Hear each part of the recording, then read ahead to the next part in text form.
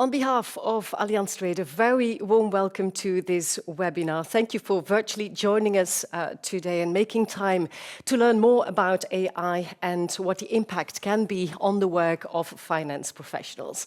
We all know that AI is booming. Companies invest heavily in AI tools and applications, and if not, well, they risk falling behind. But not only companies are aware of the benefits that AI can have or could have on the use of AI, but unfortunately, also fraudsters are using AI to get to their goals. So how can you stay ahead and how can you deploy AI tools in a way that you as a finance professional can profit from it? So I have invited two very interesting and inspiring guests here around the table. Johan Burik, he is a tech journalist and radio producer at the Dutch business news radio, BNR. He's an expert on digital technology, including AI, privacy, streaming platforms and video games. A very warm welcome, Joe. And Johan Geerooms, risk director at Allianz Trade. Johan will explain how Allianz Trade is integrating AI in the field of risk management. And he will also show the impact of AI on your work, your day-to-day work. So welcome, gentlemen. Thank you. Joe, Thank you. of course, you're quite famous in the Netherlands. I try. Not in Belgium, not yet, though.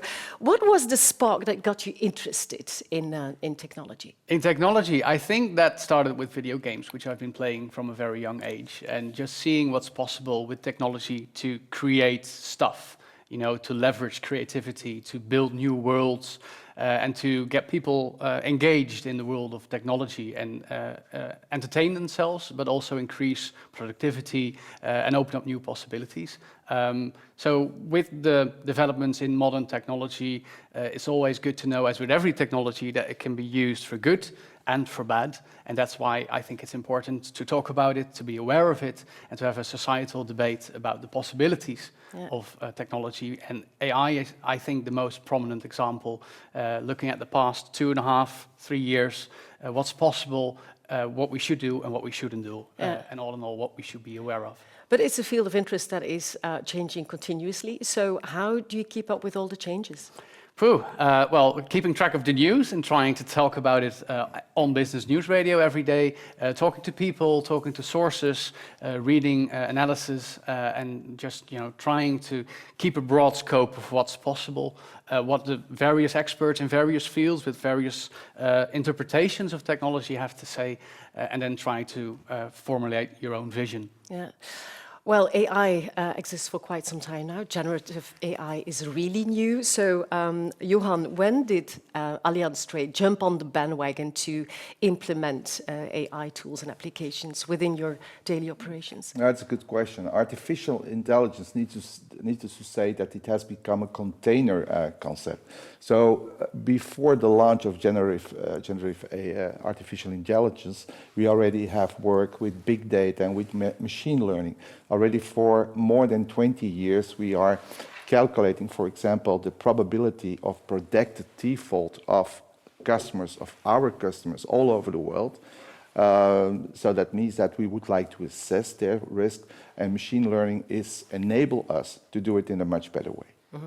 Well, I'm very much looking forward to your presentations. But before we move on, I'd like to ask you, ladies and gentlemen, everyone who's watching, if you do have questions to one of our guests, please forward them on the chat, and we will address them after the presentations. This will take for more or less 45 minutes, so this means that we've got 10 to 50 minutes left for the questions to be answered at the end of this webinar. All right, let's start with you, Joe. The floor is yours. Thank you very much, Francesca. So my name is Joe van Burik. I work for Business News Radio. And to briefly elaborate on the introduction Francesca just gave me, I host a weekly news radio talk show on BNR together with Ben Vandenberg. He's a bit more famous than I am in the Netherlands, being a former speed skater and all, but now he's very much trying to get his own grips with technology. And we have guests on our show every week at Business News Radio. We try to get in touch with thought leaders, researchers, C-levels, entrepreneurs in digital technology in various fields, and try to get their thoughts and then ask them about what's going on and what their next objective in the world of technology is going to be.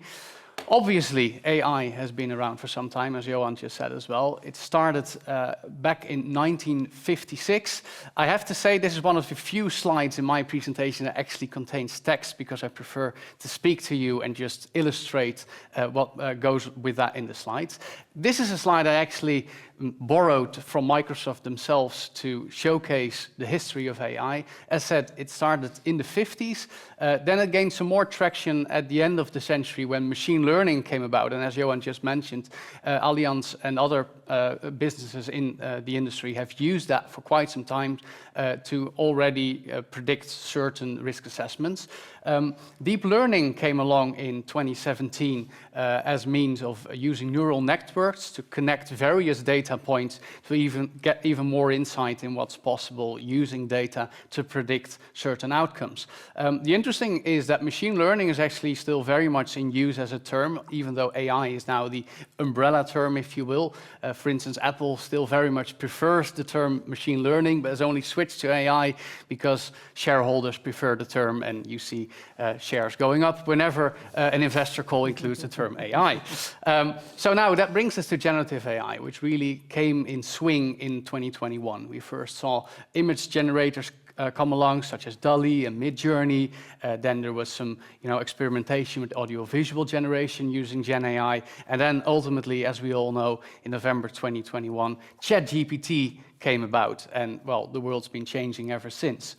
Now, the interesting thing for me, and this is what we talk about on Business News Radio a lot, is what is actually the impact of AI? Looking at the hype cycle, which is here illustrated by the stock courses of the Magnificent Seven, the big tech companies that make out the most of the American stock market, which all use AI to a certain extent, to a large extent, and dominate developments in that sense. We're always looking for nuance in that sense. And I'm the first to say I'm not your typical AI trend watcher to tell you about what's possible with AI, but what's the impact of AI? What are the products that are coming along? And what is, actually the way to change businesses and society as a result?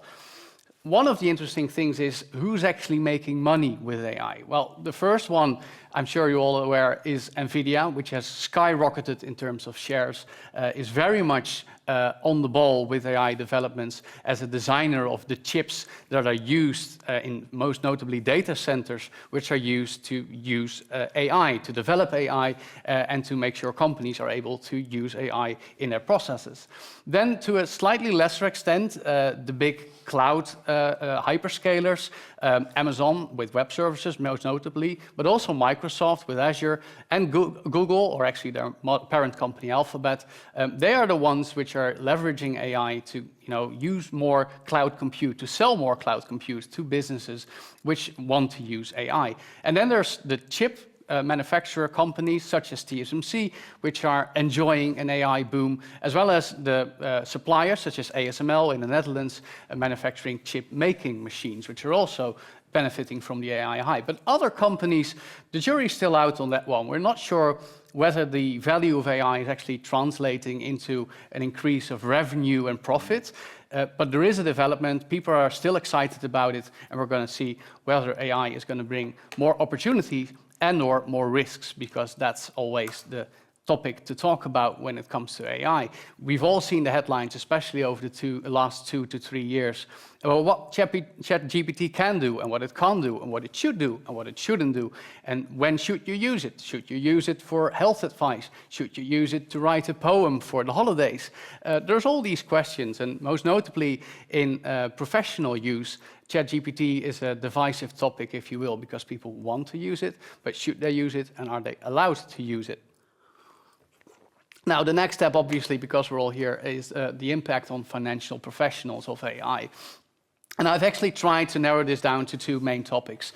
One is risk management, the core business, if you will, for example, at Allianz Trade, but also in terms of fraud. And this is also a field where AI has a big impact. I will stress that in terms of risk management, future possibilities and considerations are mainly the focus of my presentation, and Johan will go in depth when it comes to what's actually going on. But I will paint a picture of what's, what should be your thoughts, what could be possible in the future, and what is very much worth talking about today. In terms of fraud, it's very much about current risks and solutions, and I'll be focusing on the risks and situation that AI is already impacting in terms of threats. Now, you might argue AI image generators shouldn't be used at all times. I will encourage you to buy pictures from photographers as well, but I still found it was apt to use AI-generated images in this case, because this is an example which I find particularly funny when I was talking with a colleague at Business News Radio, who said the thing with AI in risk management and forecasting is, for instance, you could wonder yourself, what's the influence of Indonesian slug population on Japanese tree growth? And you might wonder, that's a very quaint example. Why would Japanese snails without a house, if you will, have an impact on Japanese growth of trees, in fact? Well, it may, because when you're using AI, there's a lot of factors that you can take into account with machine learning. You can actually use exponentially more variables and parameters to explore for risk analysis. You can see what's possible, what you might have never thought about, what would be possible, what could have an impact. But the thing is, AI takes factors into account that may not be visible to you. That depends on the way you're using the AI, which model you're using, how is it trained, what are the guidelines in place, who are the people in your workplace who are actually involved day to day with keeping AI in check, and what's your AI supplier, if you will. These are all generic questions, if you will, about how do you use AI. But in the end, there is an increased risk of a mismatch if you use more AI, and especially if the AI isn't controlled particularly well. And in that case, any risk analysis forecast or any situation in which you use AI to get a certain outcome, because it's a black box often, you're not entirely sure what data was used to get this outcome. So, again, the question is, how relevant are the Indonesian slugs actually when you're trying to get a forecast or an analysis on a hypothetical situation, perhaps? So one of the tips I can give you, having spoken to various experts in this field, is always try to identify the key driving factors in what you're trying to achieve, whether that's a risk analysis, whether that's a forecast, or whether that's something completely different, such as getting an image or getting a text. You always want to know, what would the AI do? Which factors would it take into account to get to a certain outcome?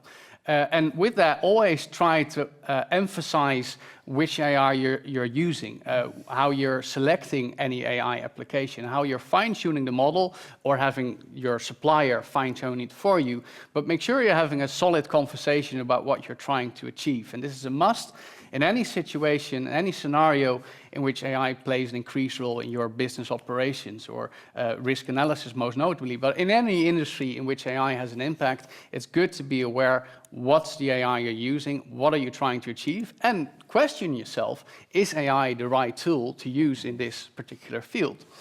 Currently, I would still say it's not the norm, especially in risk assessment, as I've discovered in doing my research with this as well. But it's not unthinkable in any field that, given historical technology creep, that AI will actually at some point be considered by someone in some company in any industry to be the leading way of using this. And then the risk is others will follow, and it's a slippery slope. So, priorities now and long term. Always be sure you're mindful, you're thoughtful about selection of AI. When you've decided to use AI in any specific risk assessment or prediction of any kind, figure out the key factors. Make sure you know on beforehand what do you want to know, what's relevant, trying to get to know that, and try to prevent any irrelevant factors that may be influencing your forecast or prediction or anything you're trying to get as an outcome. Additionally, always keep that human oversight. Make sure humans are in charge when it comes to decision making. I will stress this is very much the current situation in a lot of industries, including at Allianz. But always stay on the ball. Make sure humans are involved in the process and are leading in the process. And also, and this is especially relevant in the financial industry, adjust your rates accordingly when AI is coming into play. Because at the moment, AI requires an investment. It will currently usually increase costs. It may not bring down costs just yet. It may in the future. We're not entirely sure. But don't move too fast, nor too slow. Don't already increase your rates. Don't already lower your rates, because you may end up either running into the ground or have rivals which are rivaling your business. An additional consequence of AI usage, which you may have heard, is carbon footprint. And it's not just about using compute, which requires more energy, but also costs, as I've just mentioned before.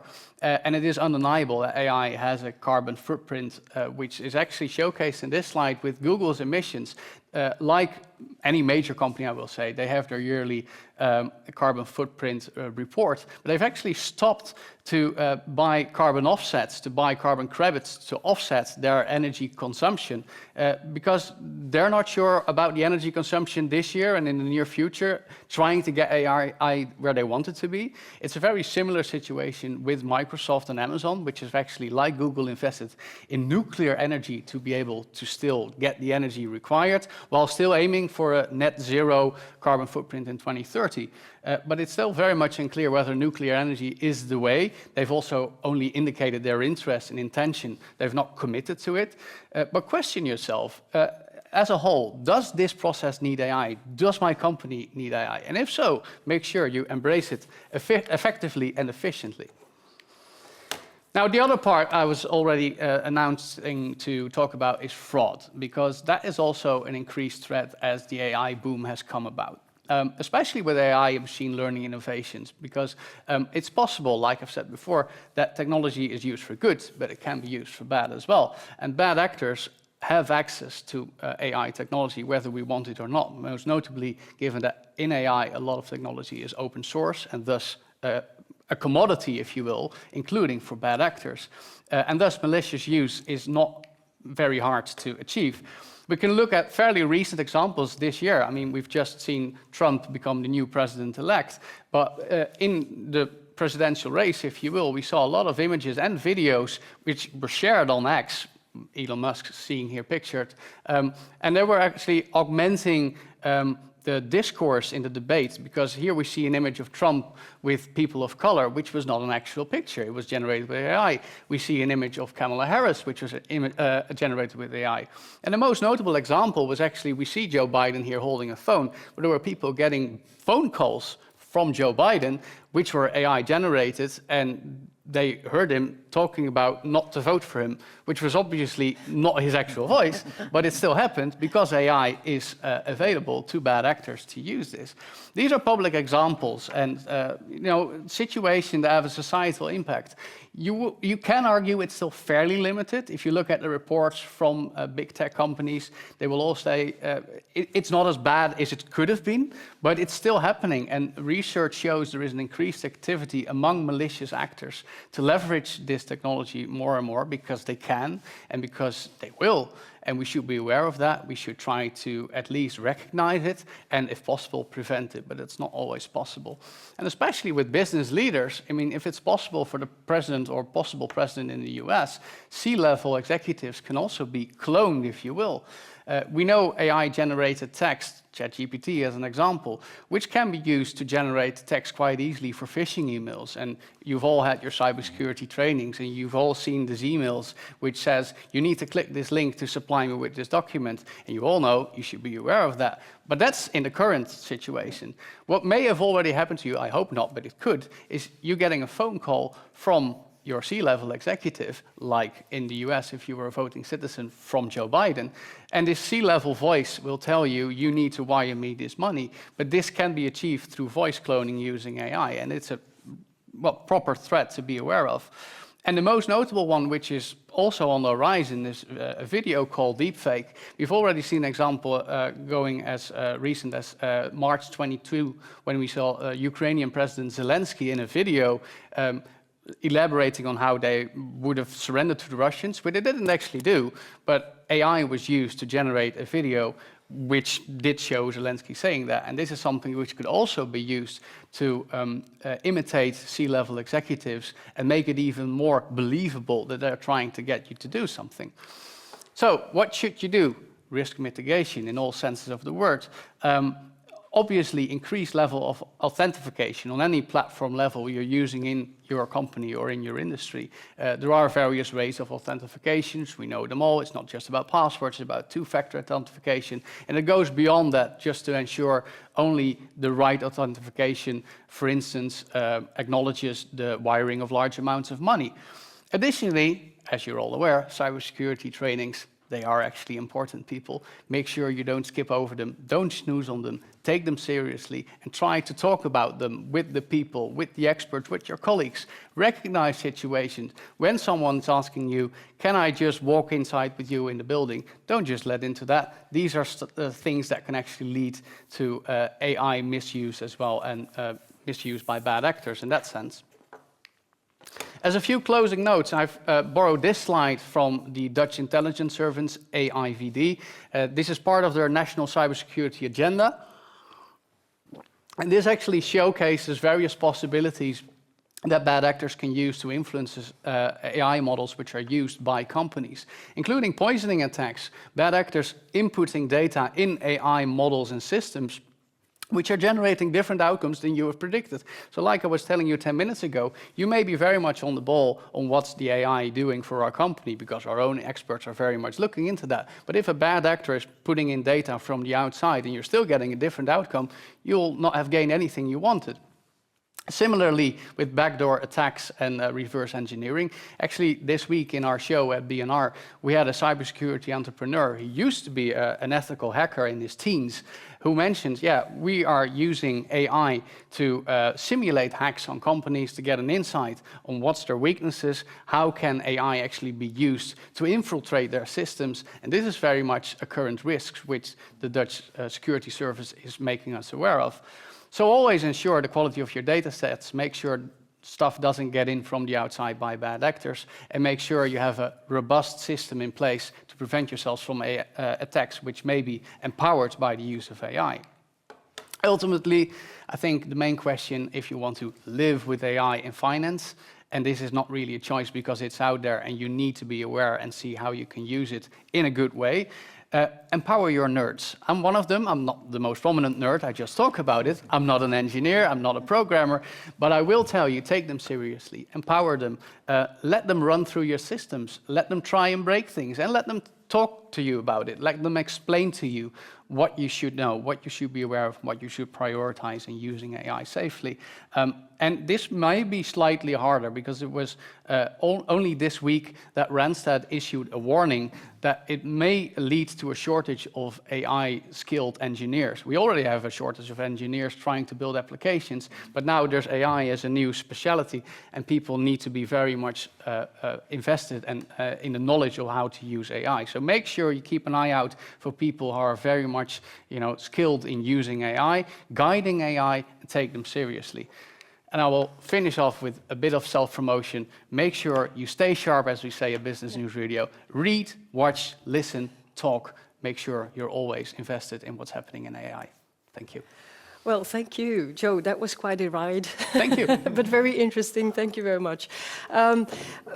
You mentioned and you showed a slide at the beginning of the companies who are really making money with this new technology. Well, new, it's not brand new, but this new technology.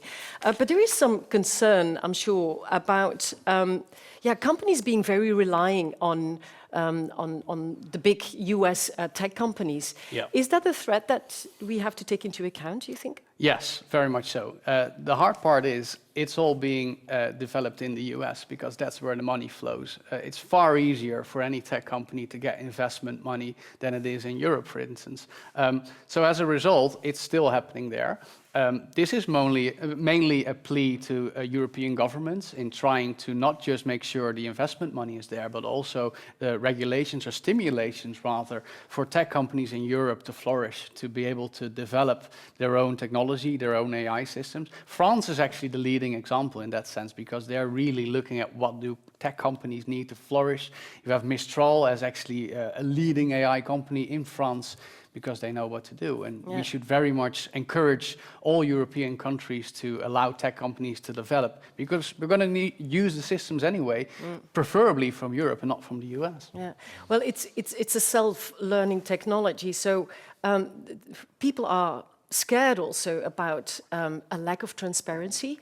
You mentioned that humans should stay involved, but is that practically possible? Because it is self-learning. Yeah, well, you need to make sure you have the right experts on the working floor. You need to make sure you have the right engineers, and don't just count on your tech supplier, if you will, to figure it out for you. Make sure you understand, or have the people close to you understand the technology you want to use. Otherwise, you're just jumping on a train and you have no idea who's controlling it. So you want to make sure one of your people at least is in that cockpit to see where you're going using the AI technology. Yeah, okay. Well, we could go on, but I leave it up to the viewers. If they have any questions, please forward them, and we address those questions at the end of this part of the webinar, because we've got still one presentation to go. Johan Geerooms, Advice Director, Allianz Trade. So you will tell us more about why and how Allianz Trade has implemented AI within its operations. Yeah, indeed. Why do we invest in artificial intelligence? It's nowadays, of course, of the utmost importance, in analyzing data and making decisions based on insight from huge data is, of course, our core business. We are a data-driven company. I also would like, of course, to achieve a certain competitive advantage versus the competition, what we also do. I think the key drivers are, as I mentioned, growth. Growth is very important. Secondly, the complexity has also increased, which requires also a higher need for applications regarding artificial intelligence. And that complexity is, I would say, there is put on an accelerator on it due to the fact that we also have the impact of ESG, the impact of geopolitics. So it's not only financial data, which were the core of our business, but also other factors and also the ponderations of it we have to take into account. It's a lot. Volatility has increased, so we really need to apply artificial intelligence in order to keep and to be the best of the class, and we are. I think we have a competitive advantage of approximately 5 years versus the competition. But competition, there is also no standstill, so we just have to go on as is. Well, I suggest that you start with your presentation. Looking forward to it. Yeah, thank you. Why we invest in artificial intelligence, I have just mentioned that. So then we have the fraud detection. You already referred to that, Joe. It's a very imminent and high risk at the moment. So besides the calculation for us as Allianz Trade, in order to predict or to calculate the probability of protected default of companies, besides that, because that was our core business, besides that, frauds become more imminent. The risks are increasing. So therefore, we have found also some solutions. The AI systems help us to detect fraud in existing systems more efficiently, but it's based on pattern recognition. You see a lot of patterns that are occurring, and of course it's the repetition of that makes us smarter. For example, a very simple example, when a buyer and a seller, for example, belongs to the same company, that might create a red flag. Not especially, but it might create a red flag. Our artificial intelligence software detects this and allows us to further investigate. Another example is, for example, when a buyer, which we are assessing, if this company is involved in a fraud case, in a lawsuit. We need to know that. So that's also implemented in our system of artificial intelligence. That also creates a trigger in the system, which gives also the opportunity or is the leverage, of course, to make a better assessment, more accurate assessment, and take, in the end, a better decision. If you look at the advantages, there are a lot of advantages of AI. First of all, prevented financial losses, as well directly, but also, I would say, indirectly, due to, for example, the reputation damage that might be also the result of that. Then faster action, the sooner the detection, the higher the potential to decrease the extent of fraud, a more complete document analysis, consistency and accuracy. That means, of course, that if you take all the humans being together, maybe it's a more, there's a higher discrepancy of the decision taking. So you have more reliable, comprehensive results based on artificial intelligence, more efficient use of resources. So the credit analysts, for example, they can focus on those ones based or issued by the input of artificial intelligence. They can use that, of course, to make a more in-depth analysis in order to predict the future. Then second part or second application is the document analysis done by artificial intelligence. An important task for financials and financial professionals is to analyze number of documents, the balance sheet, P&L, cash flow statement, payment experience, but also sector knowledge, also country knowledge, etc. So hundreds of thousands of pages has to be assessed, and it's a very time-consuming job. So artificial intelligence enable us to do it in a very summarized way, but also the speed of it is so incredibly fast that it gives us as a company a lot of advantage versus competition. The artificial intelligence solution is that the documents analysis can very accurately and completely be analyzed and draw the right conclusions, because the conclusion, of course, is of the utmost importance. In order to assess, for example, the creditworthiness of a company, financial data and financial statements, payment expenses already mentioned, has to be assessed. We are currently developing and training our artificial intelligence software to think and act as an experienced financial analyst. In fact, we are copying to a certain extent a human being, so a human financial analyst. Then I would say the advantage, which are very important, so a higher efficiency. Also, the increased accuracy is very important due to the fact that machine learning maybe gives some more and more complete insights where the human being is maybe going to miss some important stuff. Secondly, the faster response, which is very important, of course, in our business, because what are we doing? We are granting credit limits for our customers to deliver to their customers in country X, in sector Y. So speed is very important. And that speed, of course, is also a competitive advantage versus competition. Consistent analysis, or artificial intelligence, ensures consistency in analyzing and leading to more reliable results. Better decisions making, faster and more complete, and the ability to comprehend hundreds or thousands of pages in a few seconds. Then the artificial intelligence business risk analysis. We already for years busy with that. Why are we doing that? So business analysis is a really complex process of identifying potential risks. Think of a financial risk, operational risk, strategic risk, but also compliance risk, reputational risks, and also ESG risks, which become more imminent and more important also. What is the artificial intelligence solution for that? So artificial intelligence provides a very fast, complete, and in-depth analysis based on a very wide range of data sources. So the financial reports, the sector reports, the country reports, historical events, which gives us a better decision in the end. Then what are the sources of this application of artificial intelligence, we make a sentiment analysis, so what's in the news about a certain company X.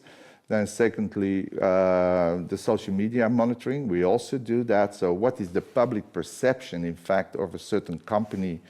So these two factors are, in fact, the soft data. Also legal affairs, of course, in part, is very important. Does a company feature in a legal matter? Then the supply chain analysis. Is the company confronted with the supply chain disruptions that might happen in a certain sector or in a certain country? And of course, it has a huge influence also on their performance. Last but not least, the geopolitical risks. So you've already spoken about Trump, President-elect. I think there is a lot going to be changed. We are already in a new world order.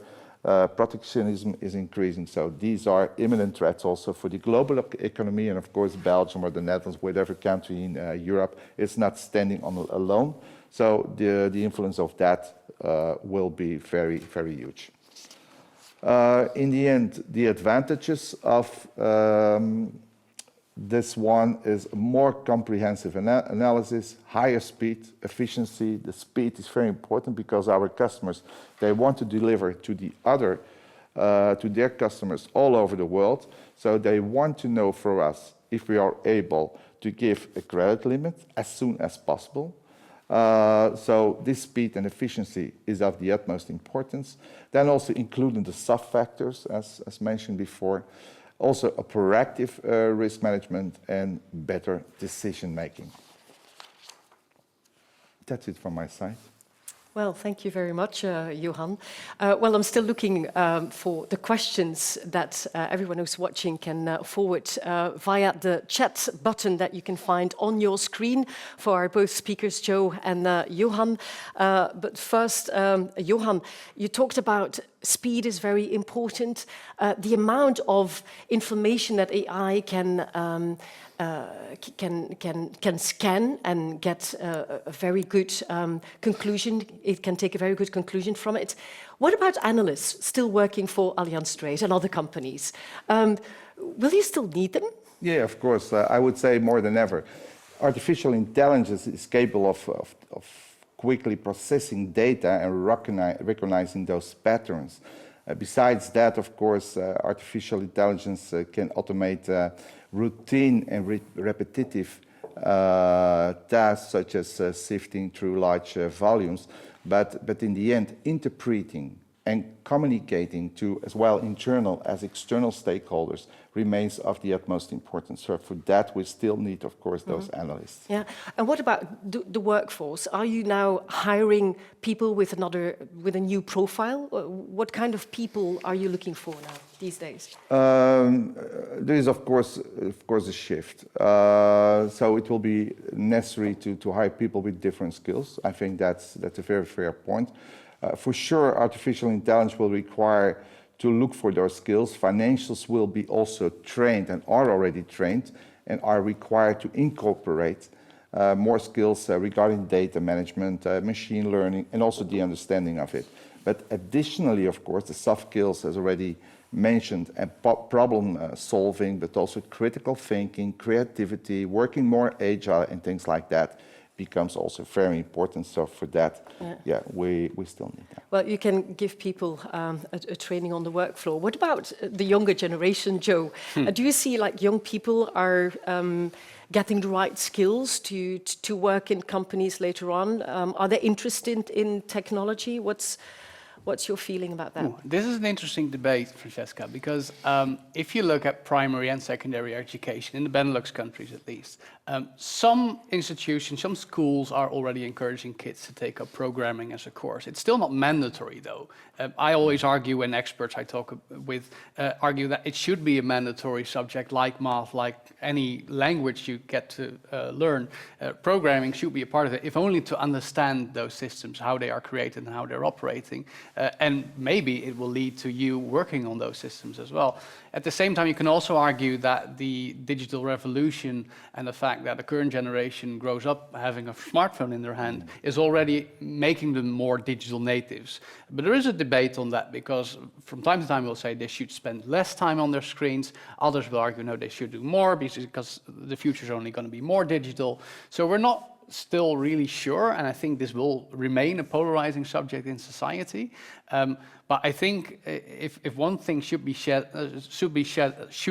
about this, is that just encouraging any youngster to get involved in the creation of digital technology, to get an understanding of it, we should do a lot better job in our countries. And what about you? What do you think?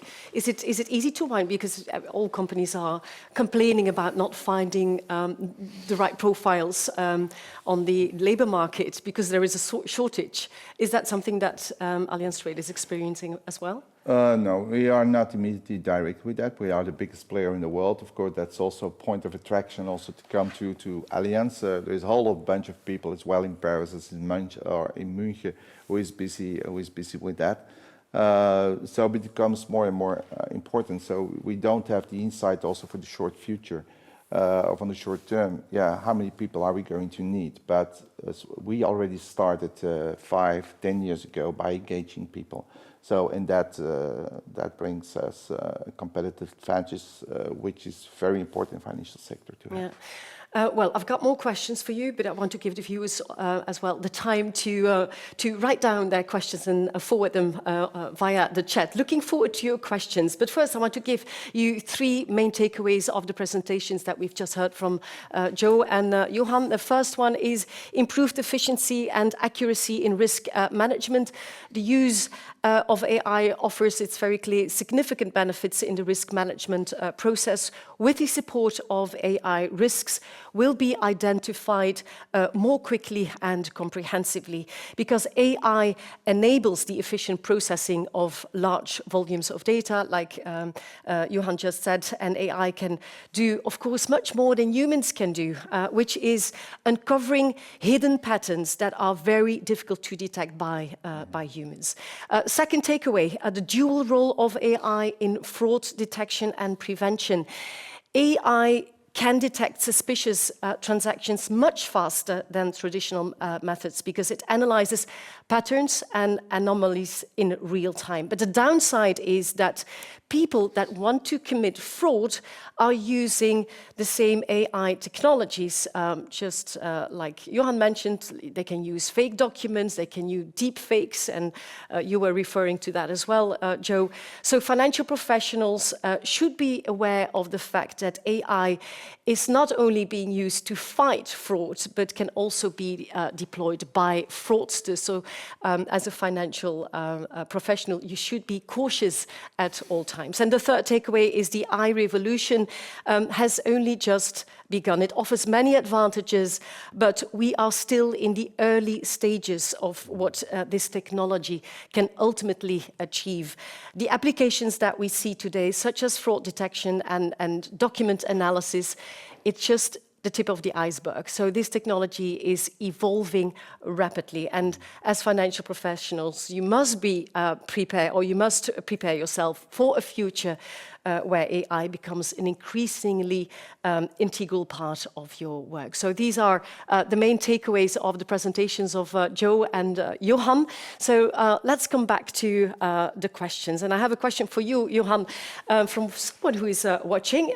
Is there a separate department working on AI at Allianz or Allianz Trade? Yeah, especially. So I'm in charge as a risk director for the Benelux, but it's all steered from the headquarters, especially in Munich for the Allianz Group, and in Paris for the Allianz Trade entity. So, but yeah, it's hundreds and hundreds of people that are only involved, of course, to progress. And of course, we are the market leader globally, and we would like to keep that as is. So we are a data-driven company, and we just go on that way. Yeah.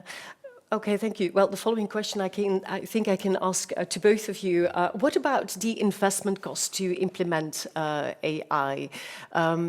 Joe, any? Ooh, Any thoughts it's a about tough that? one. I don't have Yeah. the menu on that, if you Yeah. will, but it does come with a significant cost, especially if you've decided to go all in with AI. It's worth the very thorough consideration how you're going to do that. In the US, you can see examples, which I'll just go as a telling example of companies already having layoffs because they're going to replace that with AI. That's not something I would recommend at all to anyone in Europe with a sound mind.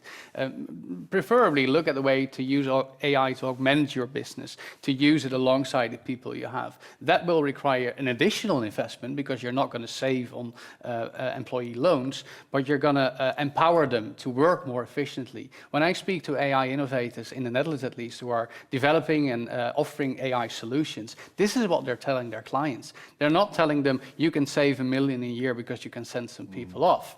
You can make them work better, more efficiently for you. So there is an added investment if you want to use AI. Efficiency gains. Efficiency gains, Yeah. And also you have to stay ahead of your competitor. That's something that counts as well. Yeah, very true. That's a fair point. Yeah. So what about the investment? We don't need to know figures, but how big and how heavy is this investment in AI? Yeah, they are very substantial, Francisca. Of course, the outcome and the effects, of course, are on the longer run, the midterm also. So this was a start. Besides that, of course, we're already busy, as already mentioned, with machine learning, big data, 20 years and 30 years ago. Now there is an accelerator, of course, on that via generative artificial intelligence. It's time-consuming, it costs a lot of money, but it's worthwhile. Yeah. And is it an investment that you have to do in the beginning, or is it a constant investment that you have to do on a yearly basis? It's a constant investment, for sure. Yeah, for sure. Because also people who would like to commit fraud, of course, they are very smart to do that. So we have to also to follow them simultaneously, maybe at a faster pace, of course, in order to detect that, in order to take the right measures and to protect, because that's, of course, the crux, and of course the goal of our company is to protect our customers against, for example, fraud. So it's a necessity. It's a necessity because, and also credit, also policy, for example, against fraud remains very useful, of course, because it doesn't mean that we do have inside the leverage that enables us, of course, to detect fraud. Okay, it's not that alone, of course. You need to cover and to protect also the customers so they can take also, of course, a fraud policy in order to be covered. And in case of an incident, there will be paid out. Okay. I would add to that, and I mean this in a positive way, the cat is out of the bag. When generative AI was just coming up, even the most knowledgeable tech experts we have on our show would say, I'm trying to ignore AI, but it's not possible because it's out there. People are using it to their advantage or as a bad actor, and you need to respond to that. And the best way to do it is to get involved with AI, know what's possible, invest in it, and be sure you have something to use, whether it's in your business compared to business rivals, or whether it's to protect yourself from bad actors. So you can't ignore it. You need to acquaint yourself with AI and then see how you use it for yourself. Okay, well, thank you. Another question, it's one for you, Joe. How can AI help to get faster access to financial data? I think as a lot of data can be inputs to get to paint a picture of any prediction or assessment or analysis before, for instance, undertaking a big investment. There's a lot you can input there. As I just told in my part of the presentation, I think it's always worthwhile to take into account which are the really key factors and which factors may not really be that important as such. And which factors which may not be top of mind for you can still be influential. So in that sense, when you want to get AI to make a prediction for you that makes sense, try to have a broad scope. Try to talk to people who you haven't talked to before about trying to get that AI prediction. I think it requires a more holistic approach than just tapping into an AI resource and saying, generate this for me. You need to have a proper thought about what you want to achieve. Well, thank you. Another interesting question is coming in because Johan, you mentioned that you are putting data into the system and it's a self-learning process. But what about the ethical side of it? How do you know what that the system is learning in an ethical way or according to our principles or the principles of the company? I think that's a very fair question. Of course, we also have to take into account that it gives, of course, a lot of opportunities, but of course there are also some threats. Of course, we have also compliance, we have also jurists, of course, inside of a company, that we take that factor into account. I think that's evident, of course. And what about regulation within the EU? Joe, do you have any idea? Yeah, so we have the AI Act in place since this year, actually. One of the factors there is that you need to look well at the data you're putting in. This is also in correlation with the GDPR, for instance. You need to make sure, like Johan says, it's all compliant, it all adheres to all the privacy standards which we have in the EU. Then I should also say that speaking about the AI Act, it's mainly to protect society, to prevent, for instance, the misuse of facial recognition. But when you look at companies trying to use AI, there are still a fairly large amount of possibilities, but it's mainly just having a good chat with your legal department and the people in compliance to see what can we do. And especially when you're looking at, this refers to your previous question, European providers of technology, it's a much easier conversation because they need to adhere to those standards themselves because they're based here. Whereas if you're working with, for instance, an American company, you need to have a different compliance talk. And who are the main European players in this field? It very much depends on the AI application you're trying to get. As a whole, don't focus on the usual suspect. It'll be easy for anyone still to say, we need to get ChatGPT in our company. That's not the way you should be going straight away. There's a lot of AI models which you can use. For instance, Mistral from France, which are offered by European, Dutch or Belgian suppliers of AI solutions as well. Sometimes it's a mixture. Sometimes there's some open source AI models in there.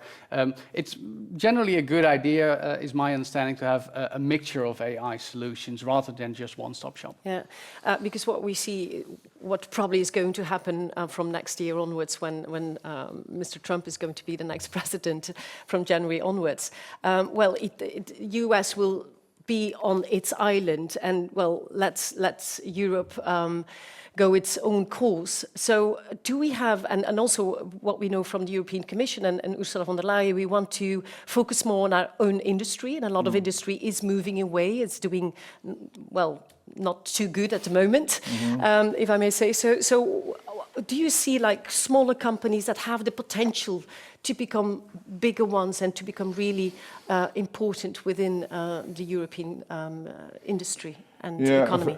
First of all, I think good point mentioned that there is a lack of an industrial policy. Also, the European Union, of course, is very divided with 27 countries. When, for example, Mr. Orban is saying no, then it's a no for the full scope.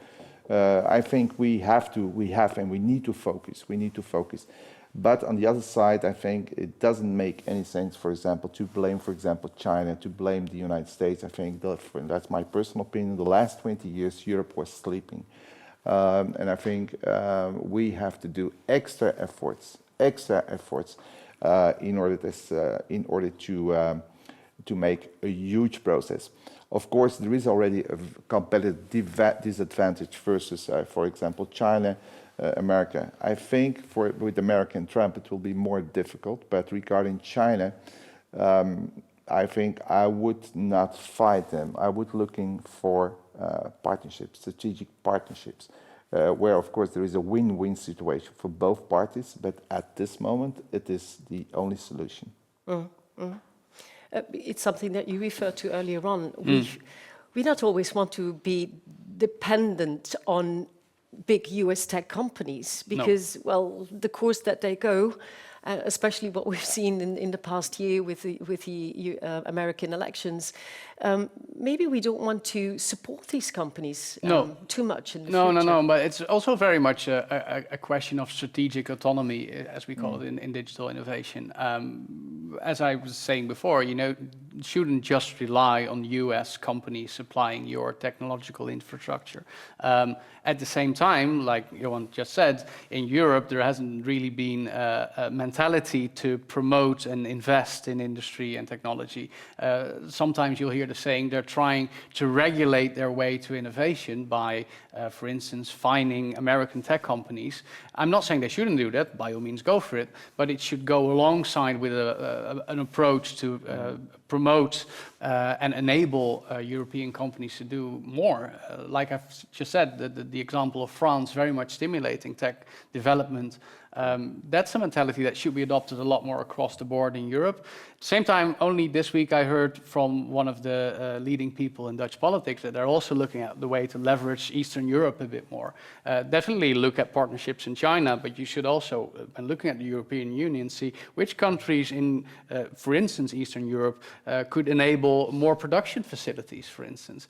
We're still not really having that conversation, and we should, because that will, bolster the European economy, investment, and innovation as a result. Yeah, we need that debate. Another question that's coming in. Do you think the use of AI in business poses more risks and dangers than benefits? If so, what risks do you see and how can they be addressed? This is a tough one. Yeah, it's a tough one. You want to go first? No, it's a tough one, but in the end I see more opportunities than threats. Of course, we spoke also about the regulation. Of course, we need, of course, a certain frame, that's for sure.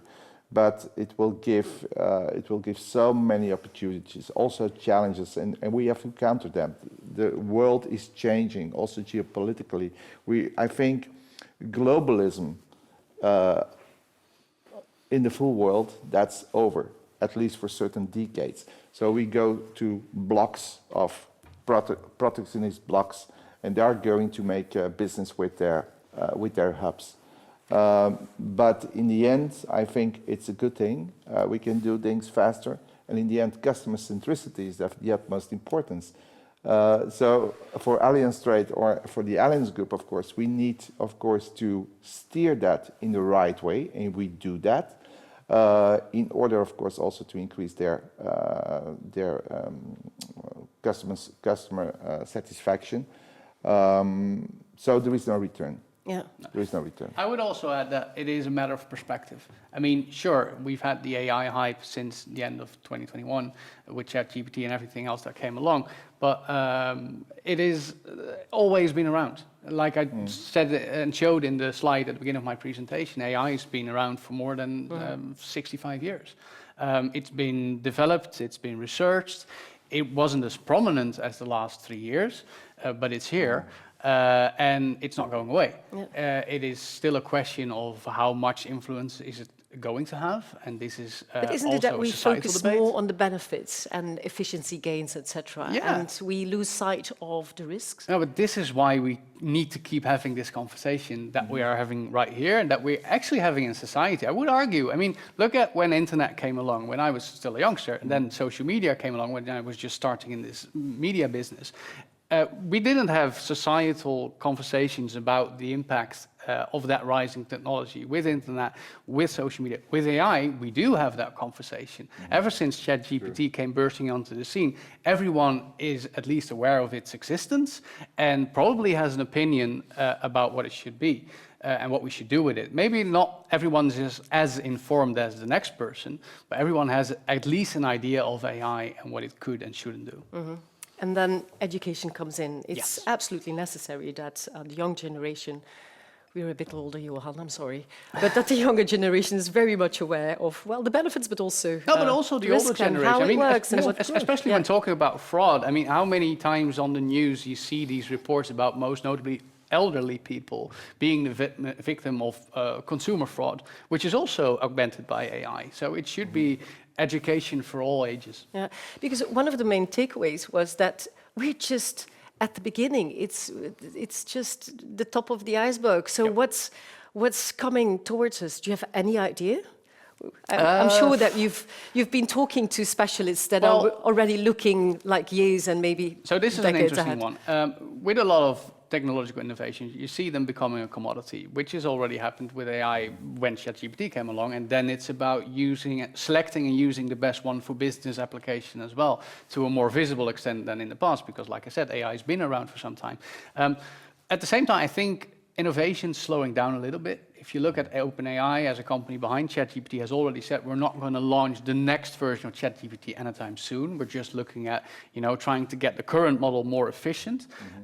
So it's interesting times in the sense that innovation seems to be slowing down a little bit, and people are trying to get a foothold in, okay, there's so much AI right now, so much we can try and use. Give them some breathing time to see what they can use, and then we can see the next round of innovation. All right, Johan, there's talk of advanced fraud detection tools. Will it no longer be necessary to have fraud insurance in the future? That's another question. Not at all. I think artificial intelligence, of course, enables us and gives us the leverage to detect. That's the first point, but also to decrease further risk or further disadvantage, for example, reputational damage, etc. But as already mentioned before, of course, we need a policy against fraud due to the fact you can identify, but it doesn't mean that it has been solved. So if a company is really confronted with that, they can go bust. So therefore, I would like to suggest to take a policy against fraud, because then they are covered, and in case of an incident, they will be paid out. All right, well, our time is up. It's 11:30, and people still have to work, although it's Friday, but it's still 11:30, so an afternoon to go. I'd like to thank you very much. Have a good trip back to the Netherlands, Joe, and thank you very much, Johan. Thank you very much. Ladies and gentlemen, if you are interested in the Allianz Trade Solutions, I invite you to go to the website. Depending on whether you live in the Netherlands or Belgium, go to allianztrade.be or .nl. This webinar will be shared with you later on, so you can watch the whole program again if you want to, or you can share it with anyone who's interested in this topic. So thank you very much for watching. I wish you a very good Friday afternoon and, of course, a very good weekend. Thank you.